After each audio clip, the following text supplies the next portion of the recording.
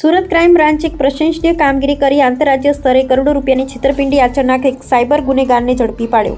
Surat crime બ્રાન્ચે એક પ્રશંસનીય કામગીરી કરી આંતરરાજ્ય સ્તરે કરોડો રૂપિયાની છેતરપિંડી આચરનાર એક સાયબર ગુનેગારને ઝડપી પાડ્યો છે. સુરતમાંથી ઝડપાયેલ આ આરોપીનું નામ જિગ્નેશ ઉર્ફે જીગો મિસ્ત્રી ધીરજલાલ વઘાડિયા છે. આ શખ્સે દેશના દક્ષિણ રાજ્ય કર્ણાટકમાં એક માસૂમ અને વયોવૃદ્ધ મહિલાને ડિજિટલ અરેંજામાં લઈ અરોની જેમ મોટી રકમ પડાવી લીધી હતી. આ કેસની વિગતો એવી છે કે આરોપી જિગ્નેશ ઉર્ફે જીગાએ કર્ણાટકના કોલાર વિસ્તારમાં રહેતા એક 90 વર્ષના વૃદ્ધાને ઓનલાઈન માધ્યમથી ટાર્ગેટ કર્યા. તેમણે કોમ્પ્યુટર અને વિડીયો કોલિંગ એપ્લિકેશન દ્વારા વૃદ્ધાનો સંપર્ક કરી પોતે દેશની સર્વે અને દિલ્હી પોલીસના ઉચ્ચ અધિકારીઓ હોવાની ઓળખ આપી હતી.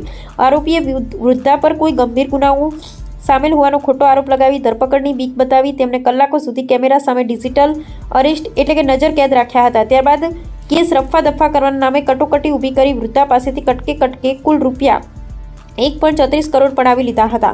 વૃદ્ધા સાથે થયેલી આ કરોડોની લૂંટ અંગે કર્ણાટકના Kolar cyber crime cell police સ્ટેશનમાં સત્તાવાર ફરિયાદ નોંધવામાં આવી હતી. ટેકનિકલ સર્વેલન્સ અને બેંક એકાઉન્ટના લોકેશન ટ્રેસ કરતા આ કૌભાંડના તાર સુરત સાથે જોડાયેલા હોવાનું સામે આવ્યું હતું.